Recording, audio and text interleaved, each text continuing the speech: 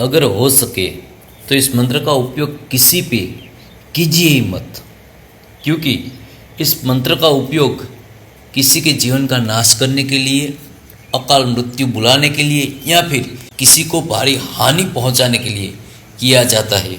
अगर एक बार आपने इस मंत्रों को किसी पे छोड़ दिया तो फिर आपके चाहने पर भी इस मंत्र की शक्ति रुकने वाली नहीं है।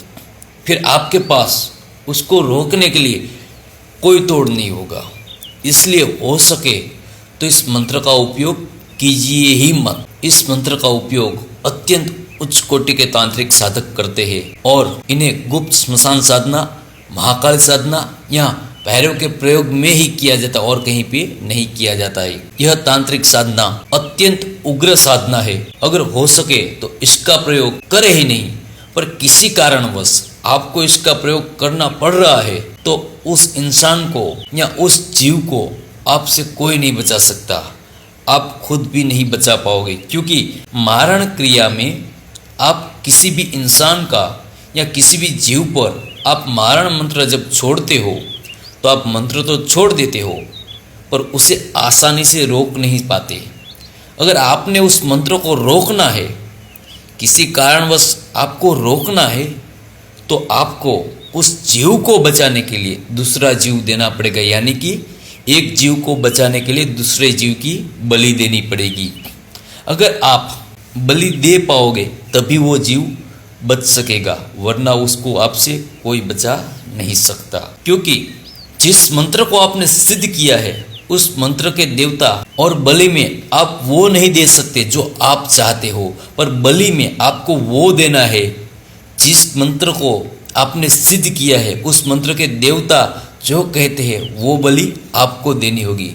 मारण मंत्र के देवता ज़्यादातर भैरव को माना जाता है, जिनमें से 64 प्रकार के भैरव का उल्लेख है। उनमें से आप कौन सा भैरव सिद्ध करते हो उन पर निर्भर रहता है कि आपको कौन सी बलि देनी पड़ेगी।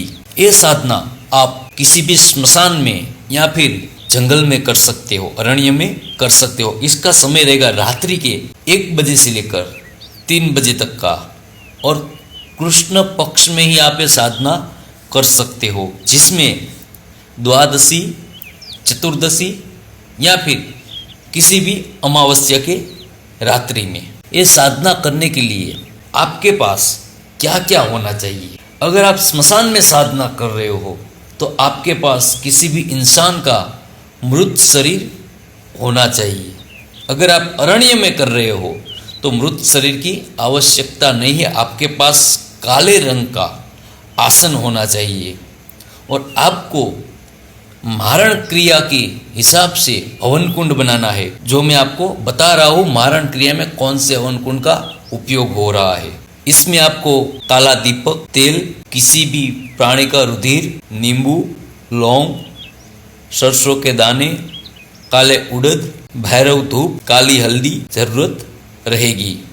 माला में आप सिर्फ काली हल्दी या हड्डी की माला का उपयोग कर सकते हो और किसी भी माला का उपयोग आप नहीं कर सकते। सबसे पहले आपने जिस जगह को पसंद किया है उस जगह पे जाना है। वहाँ जाकर आपको त्रिकाल स्नान करना है और नग्न अवस्था में आपको ये साधना करनी है। आपने जहाँ पे अनुष्ठान करना है वहाँ पे आपको नग्न अवस्था में ही साधना करनी, और पूरी साधना का अनुष्ठान आपको गुप्त रखना है, किसी को बताना नहीं है। रात्रि के 1 बजे से लेकर 3 बजे तक आपको मंत्र के जप करने हैं, जिनमें से आप जिस भी मंत्र का जप करोगे उस देवता का आपको यंत्र रखना है। वहाँ पे उस देवता की उग्र मूर्ति या छवि रखनी है और आपको दक्षिण दिशा में मुख करके बैठना है साधना के लिए। और जैसे कि मैंने बताया, जो माला लगेगी वो माला काली हल्दी या फिर सिर्फ हड्डी की होनी चाहिए, और कोई भी माला आप उपयोग नहीं कर सकते।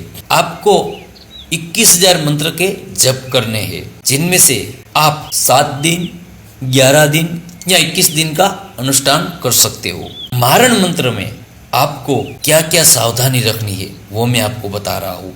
किसी भी रक्षा के देवता का आपके पास कवच होना चाहिए। अगर आपने कवच सिद्ध नहीं किया है तो आप इस मंत्र का उपयोग कीजिए ही मत, इसका अनुष्ठान भी मत कीजिए। अगर आपने कवच सिद्ध किया है तभी ये कीजिए, वरना मत कीजिए। रक्षा कवच के लिए आप